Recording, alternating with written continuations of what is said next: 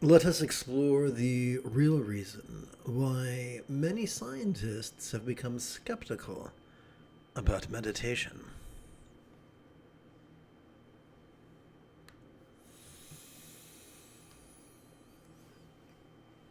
Here's the fundamental question.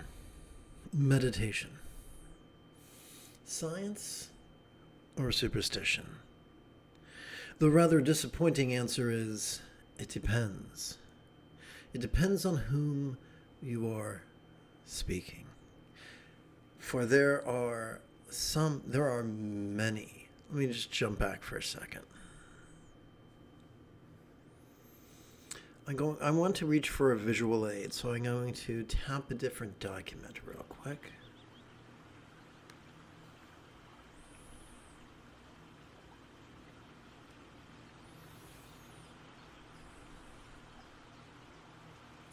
Sturgeon's law reminds us that 90% of everything sucks, but that's kind of vague. Can we get more specific? Since the Neolithic Revolution, the majority of cultures have indoctrinated the majority of their denizens to be rigid instead of flexible, fearful instead of loving, superstitious instead of rational, controlling instead of laid back. They have trained them to be elitist instead of egalitarian, cryptic instead of lucid, competitive instead of cooperative, cruel instead of kind. And this could be described as religious patriarchy. Patriarchy is not, however, unique to religion. We can find these mental contaminants not only in the spiritual, but in the secular, not only in the vocational, but in the recreational. Wherever there are humans, the majority are going to be not only be this way, but they're going to think this is the best way to be, and they will actively denigrate those who strive to be flexible, loving, rational, laid back, egalitarian, lucid, cooperative, and kind. So the majority of meditation teachers and meditation authors are superstitious and rigid. And their idea of the truth is that truth comes from whoever has the most students and whoever has the most popularity amongst students and amongst patrons and amongst scholars.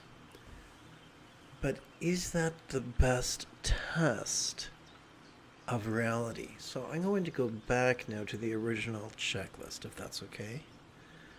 Let's see, let's tap button 5. That should do it.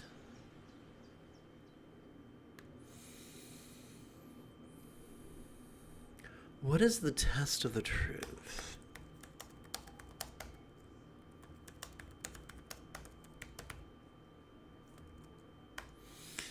Is truth simply tradition?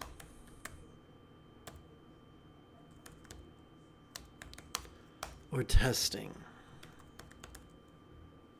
Hey, Jay, what do you say?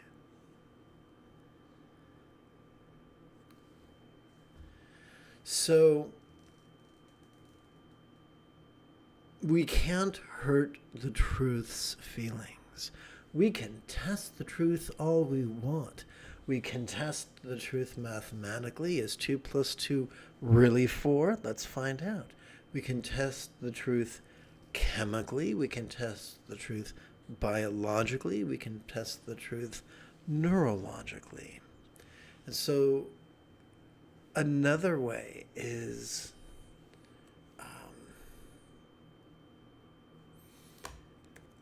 realistic. There are a lot of teachings there are a lot of teachings masquerading as the Buddha's teachings, which are downright fantastic. And fantastic, I don't mean great. I mean just not grounded in reality.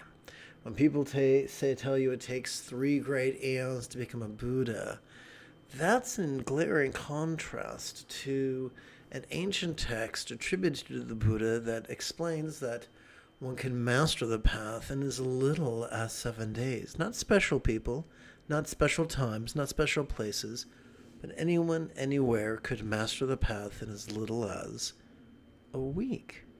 If your teacher doesn't teach that, they're probably not grounded in reality. They're probably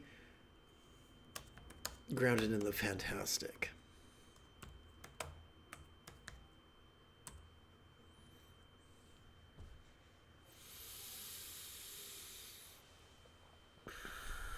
What is enlightenment? If someone tells you that enlightenment means you never have an unpleasant emotion or a negative thought and you know everything all the time, that's fantastic. Realistic is simply this. And I'll go into greater detail on this in a few minutes, but the Buddha taught an eightfold path. What if enlightenment was simply mastery of the eightfold path? But what do we mean by mastery? No infant, no human infant is born knowing how to use a toilet, or how to brush their teeth, or how to tie their shoes, or how to ride a bike. And yet, due to neuroplasticity and reasonably good parenting, most children are able to, by the time they enter first grade, are able to do all those things, use the toilet, brush their teeth, tie their shoes, ride a bike, with such a level of skill that they perform those actions spontaneously, habitually, easily, and effectively. We can get that good at practicing the Buddha's eightfold path.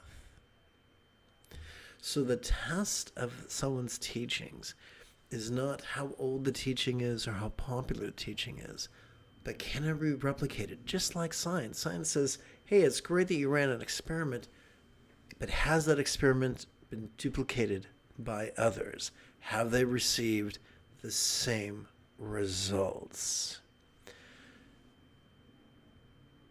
If what we teach and what we practice is not in harmony with neuroscience, then a healthy dose of skepticism is well earned.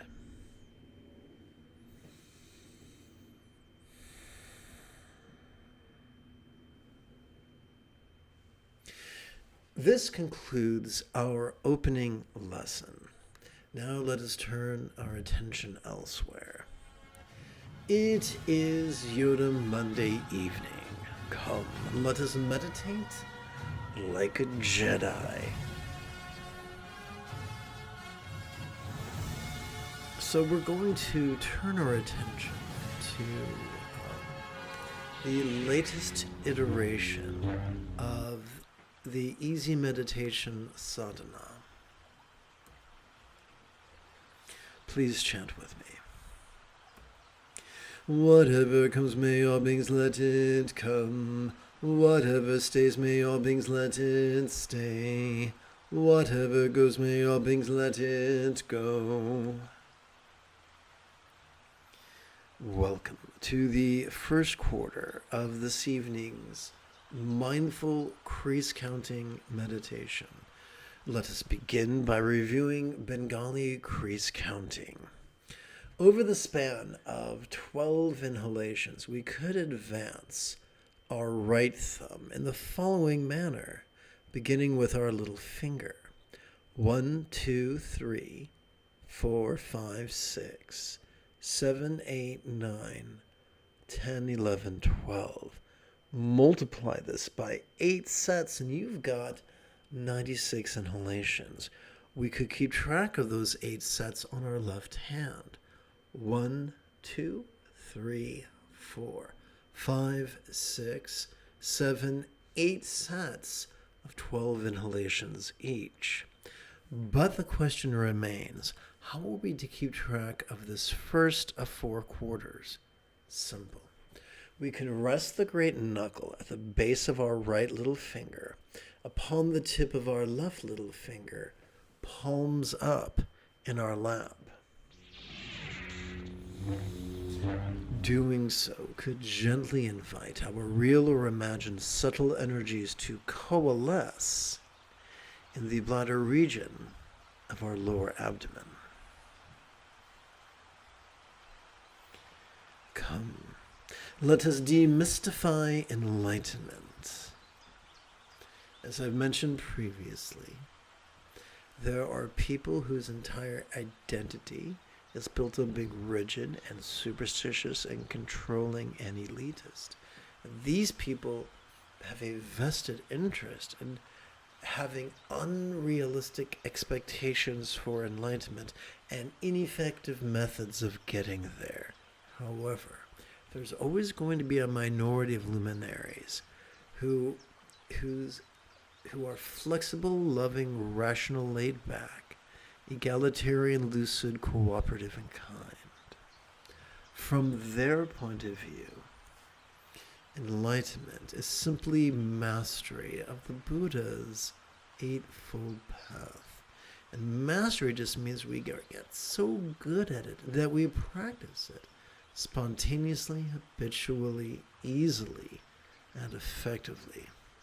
It has been my experience, having done this for full time for multiple decades, that if one plays with the seventh and eighth folds of the Buddha's path, mindfulness and meditation every 12 hours or so, then the remaining 6 folds of the Buddha's Eightfold Path take care of themselves automatically. Now, let us view mindfulness through the lens of neuroscience after approximately 30 seconds of housekeeping. This is Lama Jigme Gyatso of the Buddha Joy Meditation School. For more than 30 years, I've spent about 8 hours a day, almost every day, studying, practicing, mastering, and reverse engineering the teachings and techniques of each school of meditation so that you would not have to. Welcome, my friends, to Meditate Like a Jedi, which is made possible due to the generosity of viewers just like you. And now,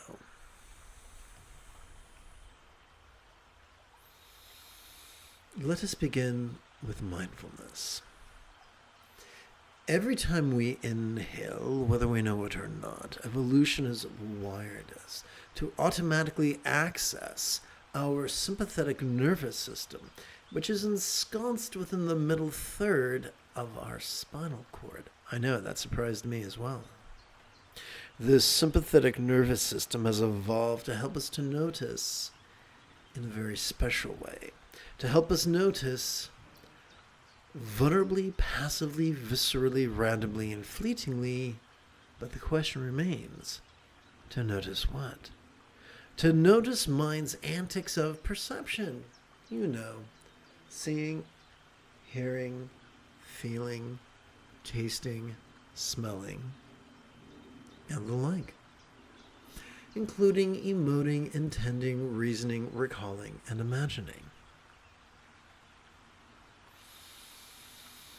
Every time we silently and mentally recite the demonstrative pronoun this during each inhalation, we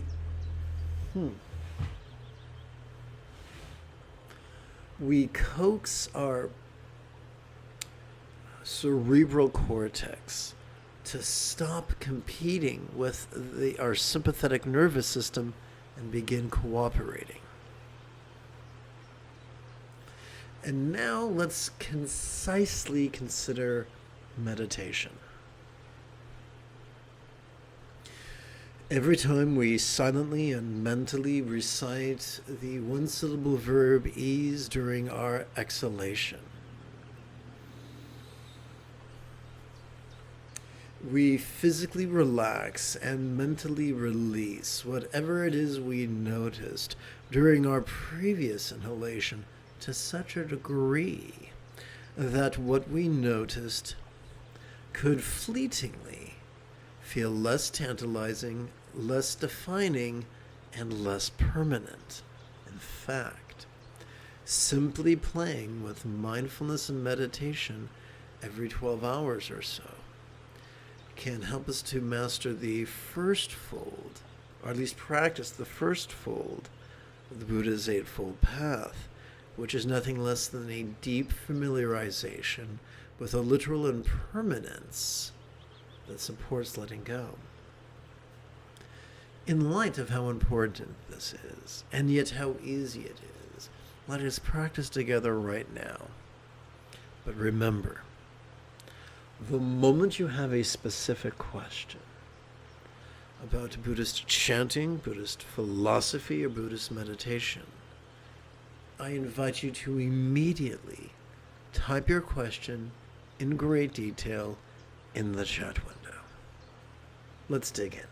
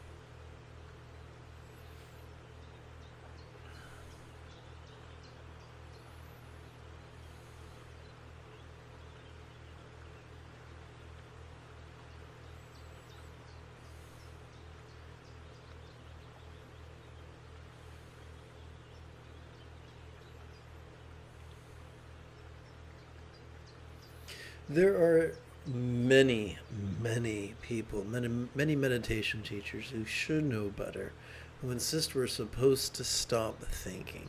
But that is not what the Buddha taught. The Buddha taught that the seventh fold of the Eightfold Path is mindfulness. And also the first enlightenment factor is mindfulness. That there are four bases of mindfulness, and one of those is mind. We're supposed to notice what goes on in our mind. We're supposed to notice not just perceptions, but emotions, intentions, cognitions, recollections, and imaginings, as well as intentions, if I didn't already say that. It's not our job to control them or repress them.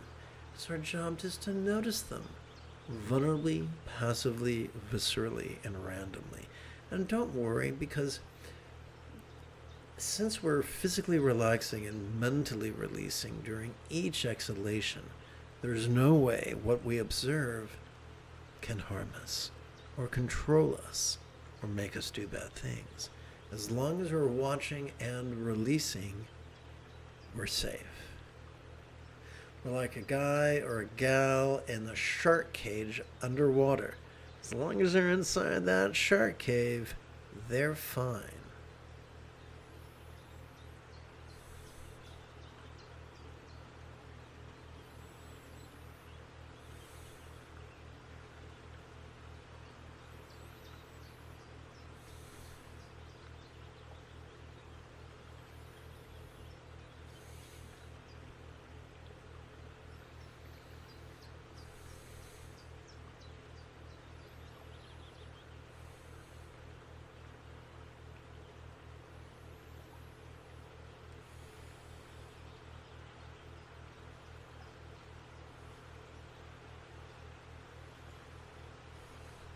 Observe this photograph of a Theravadan meditation statue.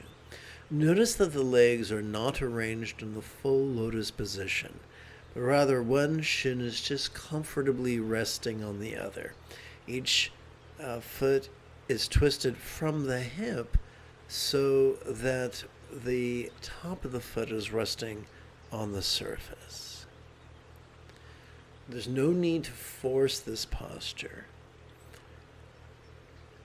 We simply let time and gravity do the work for us, remembering that we never turn out from the knee, only the hip.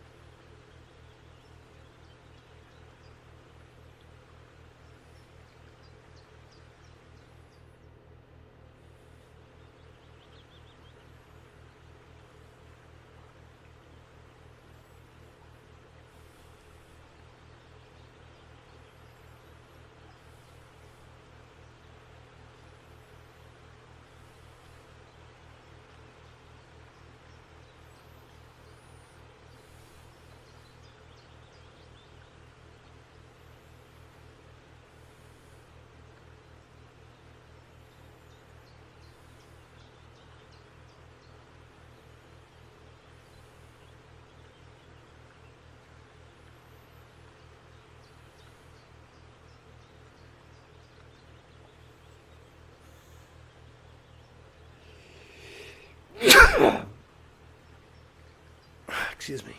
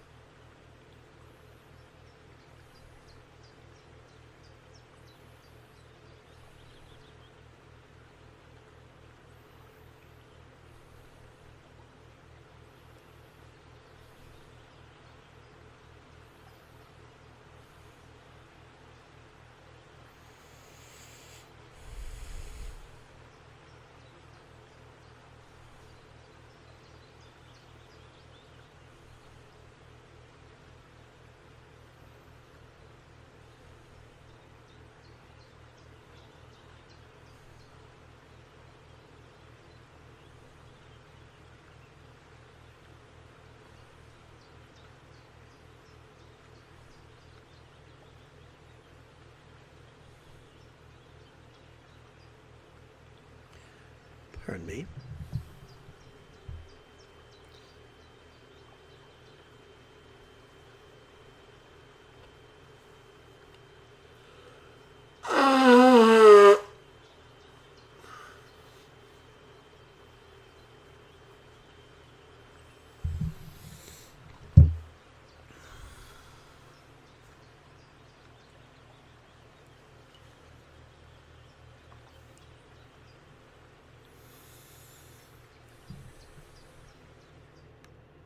Let's take a moment and turn to the Song of Mahamudra, composed by Tilopa, translated by Chang, adopted and amplified by yours truly.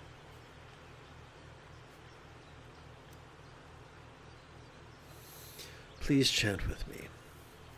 Though we say the mind is like a bright light, the profundity of honorable, passive, visceral, random, and fleeting awareness is beyond mere words and symbols. For although the mind feels void in essence as we relax into our exhalation, it feels like it embraces and controls all things. It feels like it embraces and contains all things as we notice during our inhalation.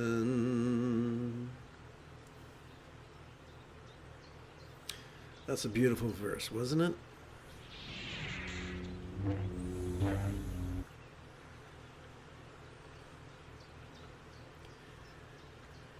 Welcome to the second quarter of this evening's mindful crease counting meditation.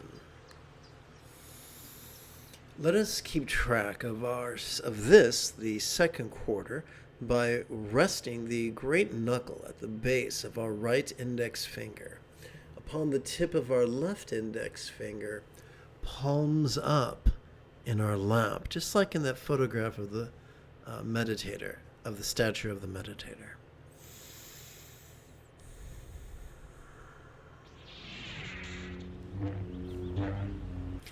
Doing so could gently invite our real or imagined subtle energies to coalesce at the crown region of our head.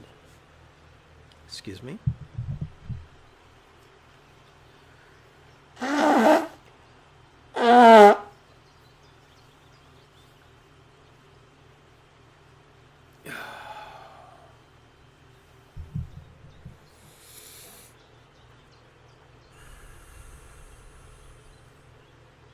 So we've already gone into the depth.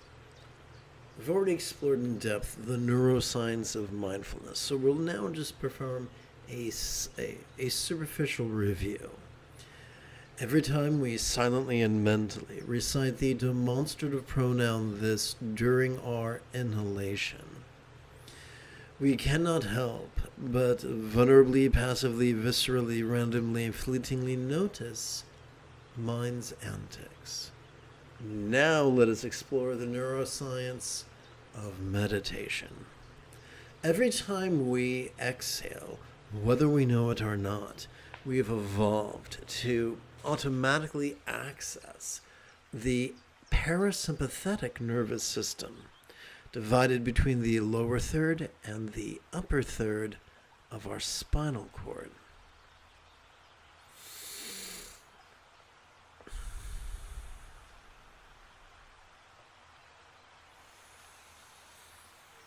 This parasympathetic nervous system has evolved to support both physical relaxation as well as mental release.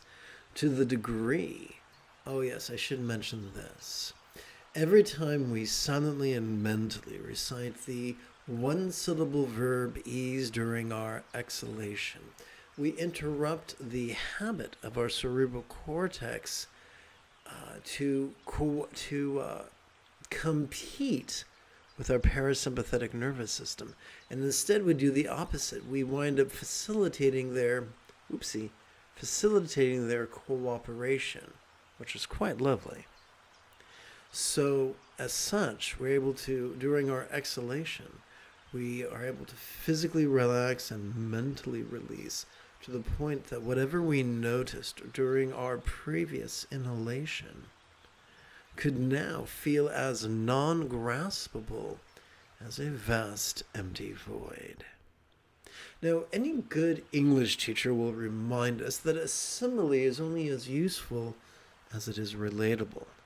So we have to ask ourselves the question, what?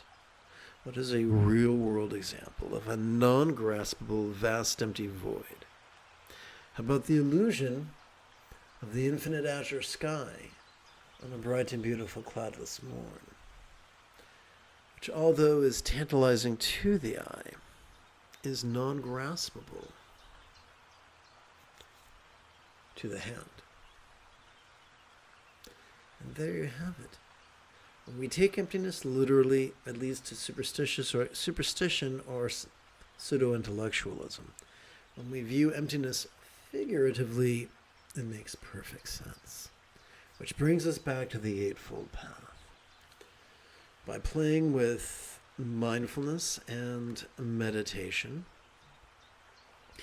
we practice the first fold of the Buddha's Eightfold Path, deep familiarization with the figurative emptiness that supports our mental release. So together as a team, let us practice mindfulness and meditation right now. And remember, the moment you have a specific question about Buddhist chanting, Buddhist meditation, or Buddhist philosophy, do not hesitate to type your question in great detail in the chat window.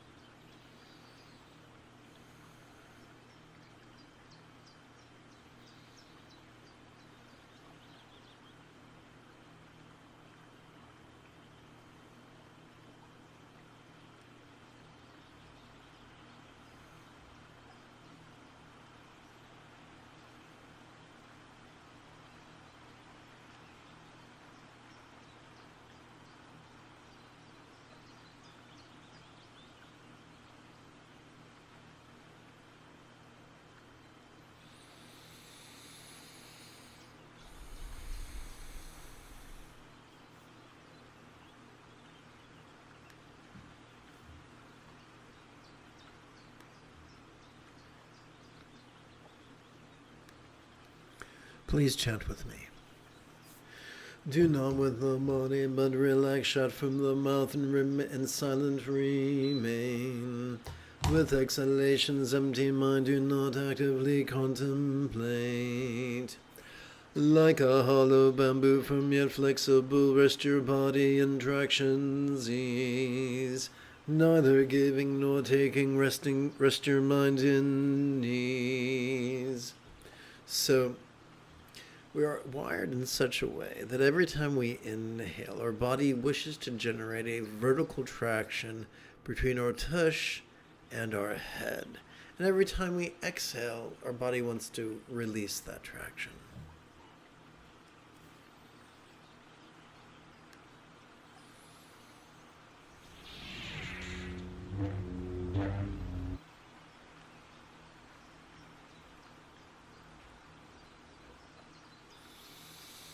Welcome to the third quarter of this evening's mindful crease counting meditation. In order to keep track of this third quarter, we could rest the great knuckle at the base of our right ring finger, upon the tip of our left ring finger, palms up in our lap. Doing so could gently invite our real or imagined subtle energies to coalesce in the navel region of our mid-abdomen.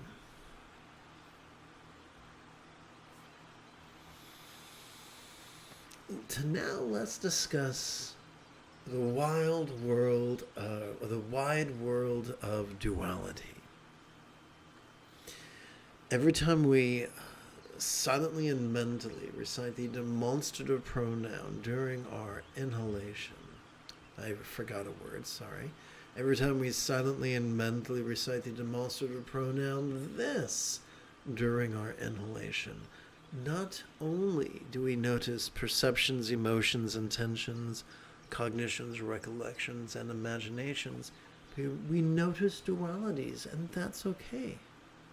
We could notice the external and the internal, the physical and the mental, the pleasurable and the painful, the interesting and the boring, the glorious and the grotesque. Simply put, we notice that some things we desire and other things we dread. And in time, we could also notice we can experience a subtle resistance to the actual or potential absence of what we desire, as well as a resistance towards the actual or potential presence of what we dread. And this can tighten us like a rubber band, pretty tight. But I know what's coming next. I bet you know what's coming next. When we silently and mentally recite the one-syllable verb ease during our exhalation, we're able to physically relax and mentally release that duality and that resistance, to the point that on some level we're able to really feel that whatever comes, we let it come, whatever stays, we let it stay, whatever goes, we let it go. But there's a very real fear we each have that this could be exploited. And there's a fear that somehow we could be treated by the universe as a doormat. But I've got some good news for you. That simply by playing with mindfulness and meditation every 12 hours or so, we will feel our choices and our utterances and our deeds flowing from the effortless effort of love's centered spontaneity, which should not be confused with the scattered spontaneity we might experience after perhaps 4 consecutive espressos. This centered spontaneity comprises the 6th fold of the Buddha's 8-fold path, and is the gift we receive directly from mindfulness and meditation. So knowing that it's safe to release our experience of duality. Let's practice.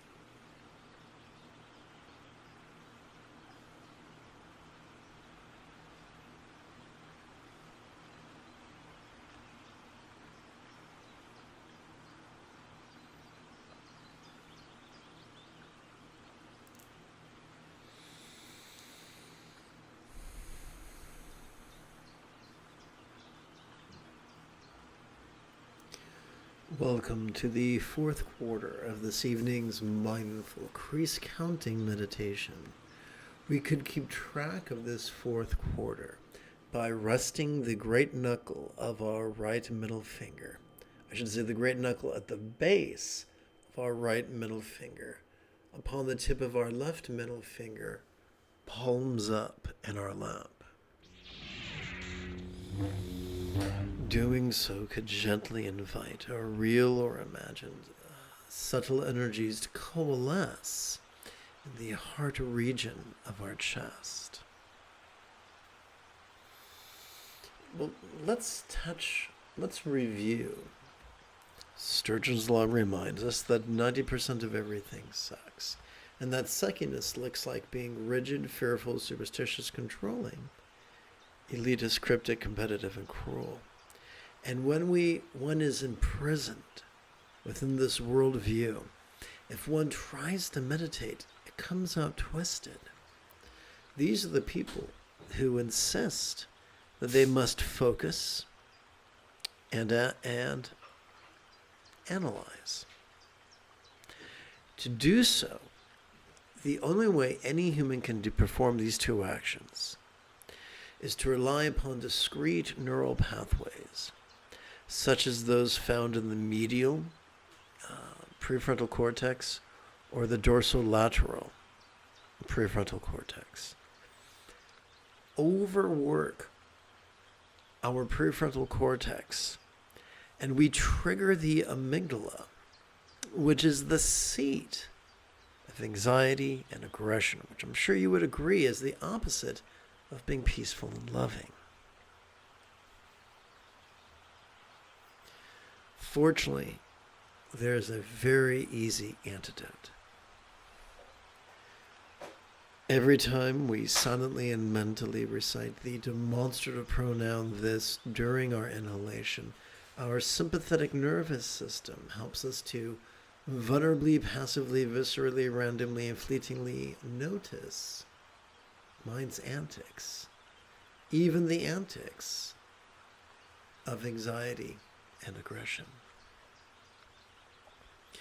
Furthermore, when we silently and mentally recite the one-syllable verb ease during our exhalation, our parasympathetic nervous system supports the physical relaxation and mental release necessary to let go, to dial down our amygdala's anxiety and aggression, as well as the tendency of that anxiety and aggression to dominate our choices and our utterances and our deeds. But there's more. Simply play with mindfulness and meditation every 12 hours or so, and you will stimulate your anterior cingulate gyrus, this thing here that kind of looks like the letter C, which functions as the hub of our mirror neurons, the seat of empathy, which functions also as the root of compassion and love. This is why the late Tulku Thondup insisted that the highest love is the spontaneous and uncontrived byproduct of awareness and release. This is important stuff. For loving kindness comprises 50% of the Buddha's Eightfold Path, including kind intention, kind communication, kind conduct, and commerce that is as cooperative as it is kind. This returns us to the idea of wetware. What did they mean in the Iron Age by the phrase tathagata, or Buddha nature? Simply this: there are discrete portions of our central nervous system that make possible not only the practice of the Buddha's Eightfold Path, but its mastery. And at this point, you can probably guess what they are. Our sympathetic nervous system makes possible mindfulness. Our parasympathetic nervous system makes possible meditation. Our anterior cingulate gyrus makes possible loving kindness. Why did the ancients speak of our Buddha nature? Every healthy adult human is already wired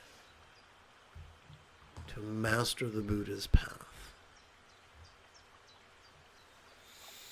which could shed some refreshing light on noticing and releasing. Come, let us practice together right now. This is this evening's final practice, so let's make it count.